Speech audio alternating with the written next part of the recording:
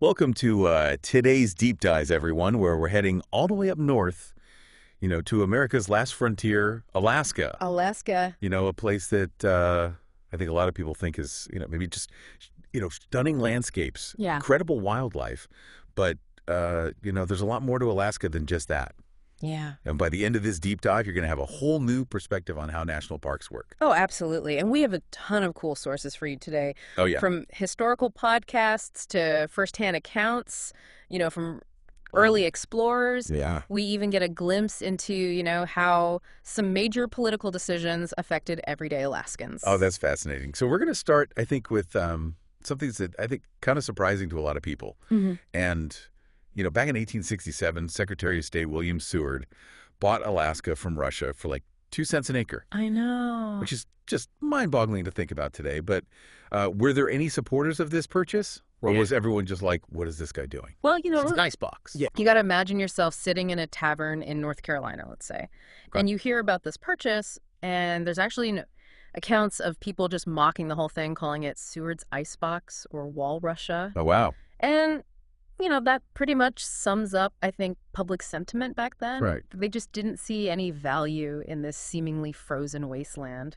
It's so hard to imagine it that way today because it's so valuable with all the resources and the incredible beauty. Right. So what was Seward thinking? Right. Was he just bad at real estate or was there something else? Well, I think Seward was a visionary. Right. He saw something that most others didn't at the time.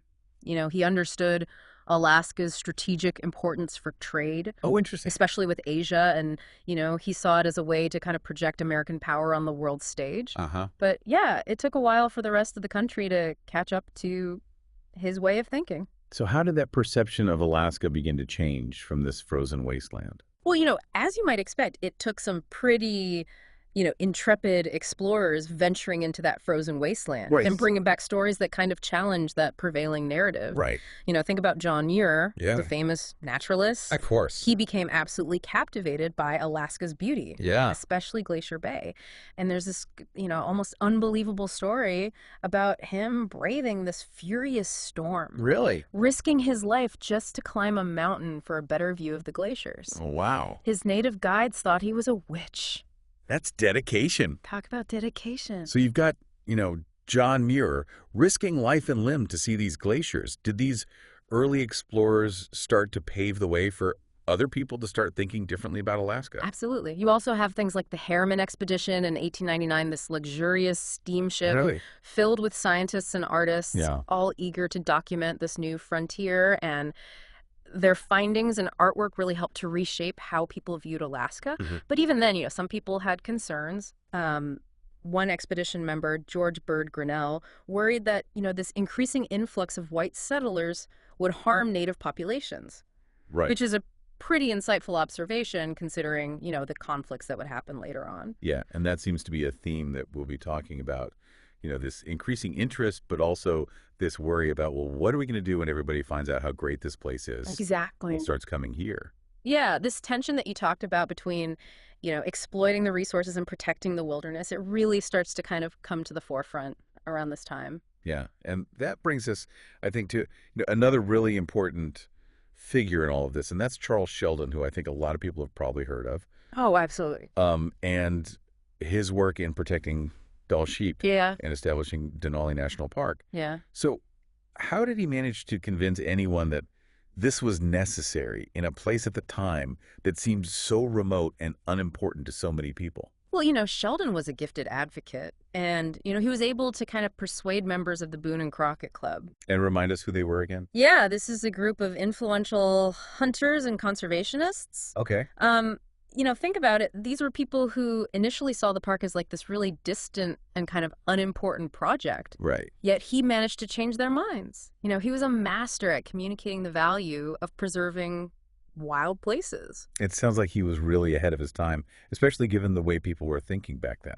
He was. So, we've got these early explorers, and we've got this growing interest, and we've got these concerns, and now we've got a push for conservation.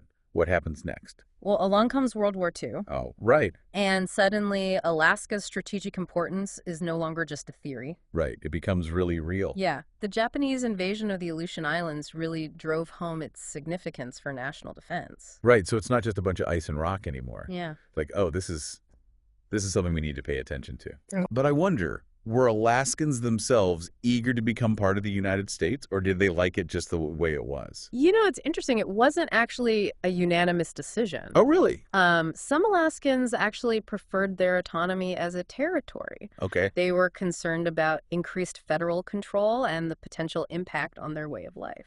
Yeah, that makes a lot of sense. So what tipped the scales then in favor of statehood? Well, you know, the desire for representation in Congress was a big factor. Okay. You know, people wanted a voice in national decisions. Plus, statehood promised, you know, economic benefits Uh-huh. and a sense of belonging within the United States. Yeah, so they became the 49th state. That's right, in 1959. 59, okay. Yeah, the Anchorage Daily News had this fantastic headline, "Ike says you're in now." It's a great headline. That must have been quite a moment. But that statehood also brought this massive land transfer. Oh, yeah, it did. And I think that sets the stage for some of the conflict that we're going to be talking about. Absolutely. So the Alaska Statehood Act transferred 103 million acres Wow. to the new state. Yeah. But it also set aside land for Native Alaskan claims, Right. which will have huge implications down the road. Yeah. And this kind of leads us then to that next chapter of Alaska's story where that tension between development and preservation really starts to come to a head, Absolutely. especially around Denali. Right. So Alaska is now officially a state, and there's this massive amount of land that's, up for grabs. What happened next? Did people just rush in and start developing like crazy? Well, that was certainly the fear of a lot of conservationists, you know. The construction of the Denali Highway in the early 1950s opened up the park to tourism. Right. And with that came, you know, these grand plans for development. Imagine like a hotel on Wonder Lake gas stations, you know, scattered throughout the park. Yeah, you're right. It's hard to even fathom that It today. is. Were there voices pushing back against that, though? Thankfully, yes. Yeah. One of the most important voices was Adolph Murray, Okay. a biologist with the National Park Service. And his research on wolves in Denali was really instrumental in convincing the Park Service to limit development. Interesting. You know, Murray really understood the, you know, delicate balance of these ecosystems. Yeah. And he saw how easily that could be, you know, disrupted. So it sounds like he's kind of carrying the torch from people like Sheldon. Absolutely. Did his work have a lasting impact on how Denali was managed? Absolutely. You know, Murray's work really helped to establish this philosophy of minimal impact within Denali, a philosophy that continues to guide the park's management today. And, you know, there's this great quote from conservationist Sigur Olson, who saw Alaska as this chance to do things right I like it. when it came to protecting wild places. Yeah. He believed that Alaska offered an opportunity to kind of learn from the mistakes that had been made in other national parks and to create a model for, you know, responsible conservation. So you have this growing awareness then of this, need to balance the development with the conservation. But then in 1968, everything changes with the discovery of oil in Prudhoe Bay. Exactly. The discovery of oil was a monumental event for Alaska. Yeah. And it brought, you know, a whole flood of new challenges. Oh, yeah. Suddenly, Alaska was thrust into this, you know, global spotlight, and commercial interests were, you know, clamoring to exploit this newfound resource. So that must have been a really tense time because you have this pristine wilderness, Right. this incredible ecosystem. Yeah. But you also have this massive economic opportunity. Right. So how do people even grapple with that? Well, it led to one of the most, you know, heated environmental debates in American history, Really? focused on the construction of the Trans-Alaska Pipeline. Right. The pipe. That's a massive project, you know, designed to transport oil from Prudhoe Bay to the southern coast. Yeah. And it really sparked intense opposition from environmental groups Yeah, I can imagine. who worried about its impact on, you know, the Alaskan wilderness. And the scale of this is just enormous. It is. What were some of the concerns people had about the pipeline? Well, one major concern was, you know, the potential for oil spills, Right. which could, you know, devastate wildlife populations and, you know, fragile ecosystems. Yeah, of course. There were also worries about, you know, the pipeline disrupting animal migration patterns, particularly for caribou. And then, you know, there were these broader concerns about, you know, the environmental impact of oil development as a whole. Right. And this is where the Alaska Coalition comes in. Yes. And they play a pretty key role in kind of fighting this pipeline, don't they? They do. The Alaska Coalition was this massive grassroots movement that brought together, this incredibly diverse group of people, all united by their concern for Alaska's future. Wow. They organized protests, they lobbied politicians, and they even filed lawsuits to try to, stop or at least modify the pipeline's construction. What was the political climate like at the time? Was there any support for these efforts? Well, there was definitely a growing awareness of environmental issues in the 1970s. Yeah. And that certainly helped the Alaska Coalition's cause. And, Congressman Morris Udall, a Democrat from Arizona, became kind of a champion for protecting Alaskan lands. Okay. He introduced this legislation that would designated, millions of acres as national parks, wildlife refuges, and wilderness areas. So you got these two kind of powerful forces then. Yeah. You've got this environmental movement, and then you've got the oil industry. Right. What happens next? Well, Udall's bill faced a lot of resistance in the Senate, and it ended up getting filibustered. And remind us what a filibuster is. Yeah, so a filibuster is basically this tactic used to, delay or block a vote on a bill by extending debate indefinitely. So a stalling tactic. Yeah, basically. But didn't President Carter end up taking some pretty dramatic action to protect these lands? He did. Faced with this, gridlocked Congress, Carter decided to use the Antiquities Act to designate millions of acres in Alaska as national monuments. Okay. And the Antiquities Act is a pretty powerful tool. It allows the president to protect areas of, historical or scientific significance without congressional approval. That's a bold move. I imagine that didn't go over well with everyone. You're right. The reaction in Alaska was swift and fierce. Yeah. Many Alaskans felt betrayed by Carter's actions. Yeah, I can see why. They saw it as federal overreach and infringement on their state's sovereignty. Right. They just became a state, and now suddenly it's like, whoa, hold on. Exactly. And there were very real concerns about the economic impact of these designations. Some people worried that it would stifle development and cost jobs. There's actually this really poignant story about a shop owner in Fairbanks who was just devastated by Carter's actions. He got this phone call informing him that his business was now located within a national monument. Oh, right. And he was, he feared that this would mean the end of his livelihood. That's heartbreaking. Yeah. It shows how these decisions, while they might be, well-intentioned, can really have an impact on people's everyday lives. Absolutely. It's a reminder that conservation isn't just about protecting pristine wilderness, Right. It's also about understanding the needs and concerns of the people who live and work in these landscapes. So you have this huge backlash against Carter's actions. Did he ever acknowledge those concerns? Did he try to find a compromise? He did. In a public statement, Carter defended his actions, arguing that protecting these lands was essential for the well-being of the nation and, future generations. Okay.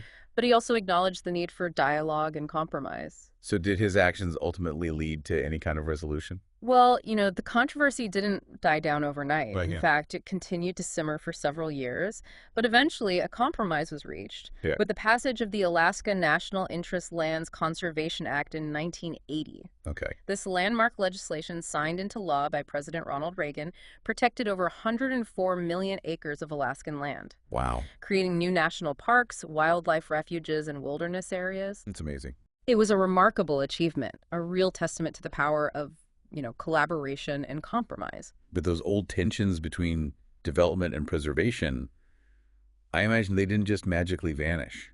You're absolutely right. And nowhere was that more evident than in Wrangell St. Elias National Park and Preserve, one of the areas, designated as a national monument by Carter. Right.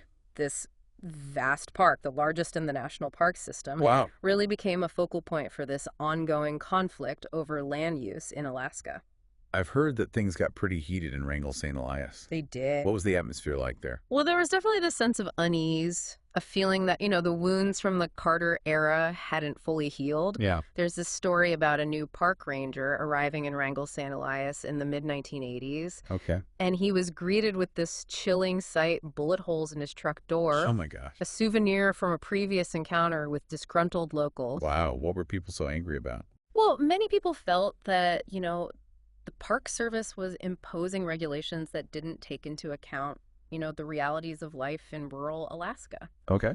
Take the Doug Vodden case, for instance. Okay. Vodden was this homesteader who was trying to divert a river that was flooding his property. Uh-huh.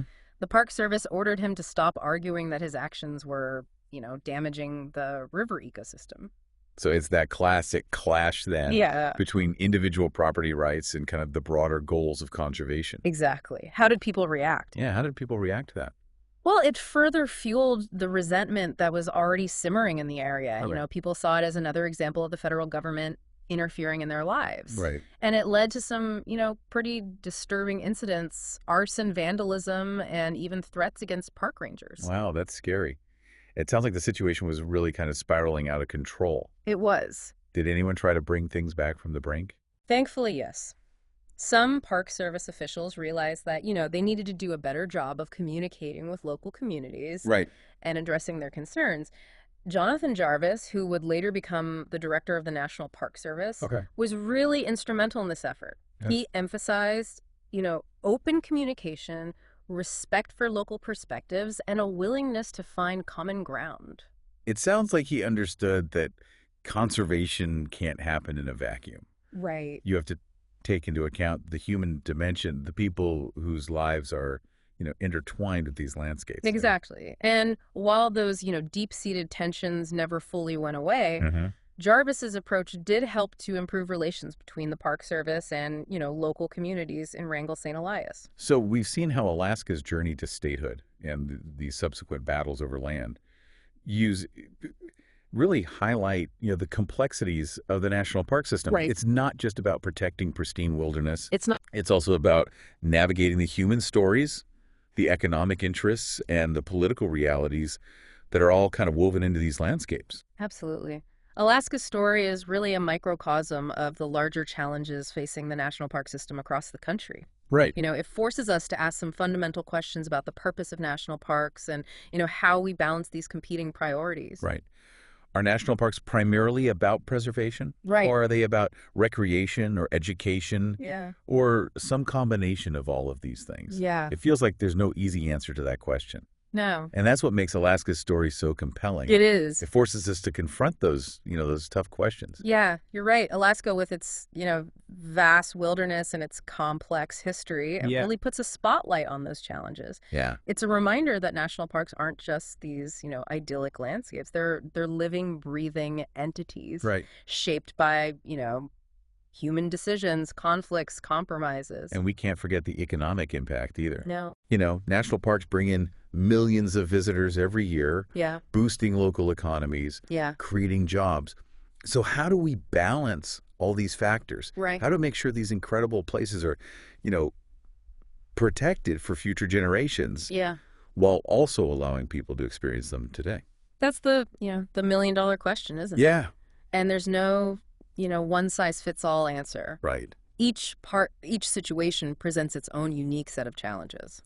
It makes you wonder if maybe the real value of national parks lies in that very struggle, Yeah. in the ongoing dialogue and debate about their purpose and how they should be managed. That's a really good point. Yeah. Maybe it's not about finding, the perfect answer, Right. but about embracing the complexity and acknowledging that, our relationship with these places is constantly evolving. Yeah, and thinking back to the beginning of our deep dive, Yeah. it's amazing how far we've come from Seward's Folly. I know. This seemingly worthless purchase Yeah. of ice and rock. And now we're grappling with these, really profound questions about the very meaning of wilderness and our place within it. It's quite a journey.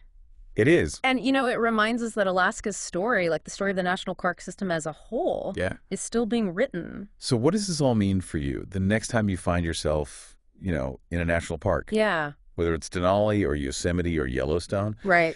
take a moment to consider the layers of history, the conflicts and compromises that have shaped that landscape. Remember the people who fought to protect these places.